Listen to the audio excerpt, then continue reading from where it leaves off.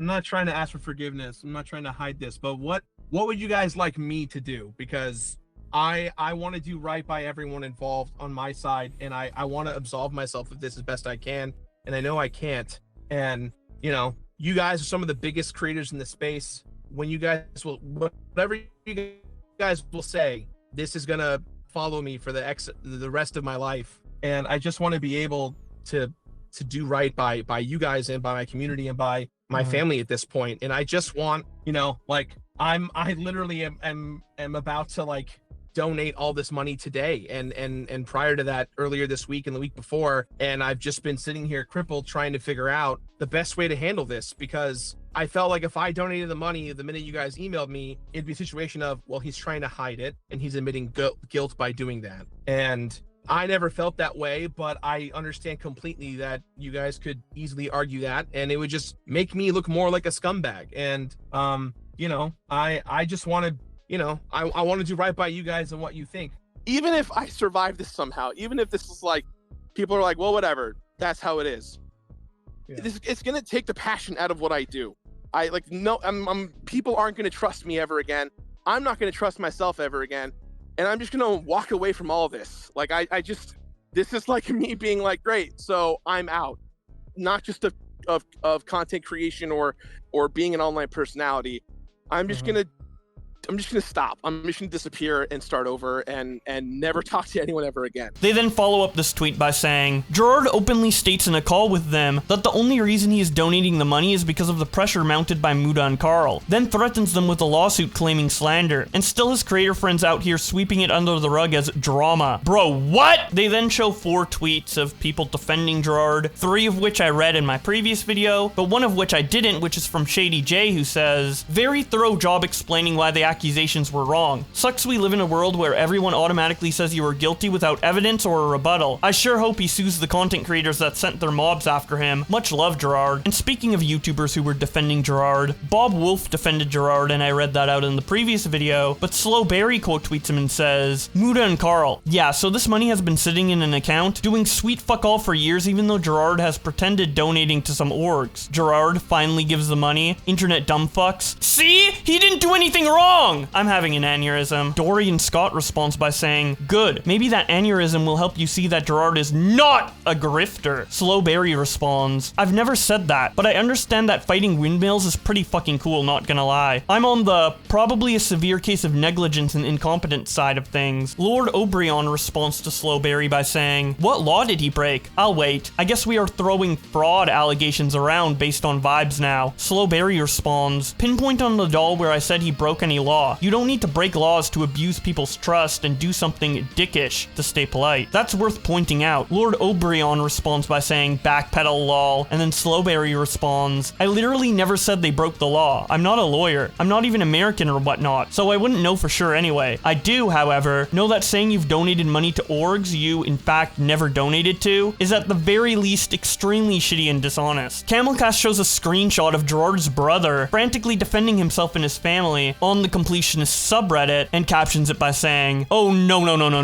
Jirard's brother is having a meltdown on the Completionist Reddit, calling everyone sheep and implying he is also suing Karl and Muta. No. This family is retarded. The responses from Karl's brother are him making comments such as, are you a lawyer? Not Jirard. Anyone they mention. Who said Jirard is going to be the one that sues? Sheep emoji, winky face, lol. Camelcast then updates us on the status of the Completionist Reddit when he says, Jirard the Completionist shut down the Reddit. I thought it would happen way sooner. Remember, if you silence your critics, then you've innocent. My favorite part about this whole Jirard charity mess is the fact that corpo mid-gaming YouTubers come out immediately to defend Jirard when he released his apology, only to delete their post a few hours later after people debunked the hell out of it. And that's about it for the discussion around Jirard the Completionist. Very different tone than what we were hearing in my last video on this topic covering the initial reactions to Jirard's response, as it was mostly positive up until Mutahar released his video. But of course, some people are still defending Jirard, and you guys in the comments might be one of them, so if you have an opinion that is against the norm, I would love to hear it in the comment section below, or if you have a different opinion, I would love to hear that as well. If you're not subscribed yet, be sure to do so you can keep up to date with this situation and all other Twitter drama I cover on this channel. But with all that being said, thank you guys so much for watching, and I'll see you in another video.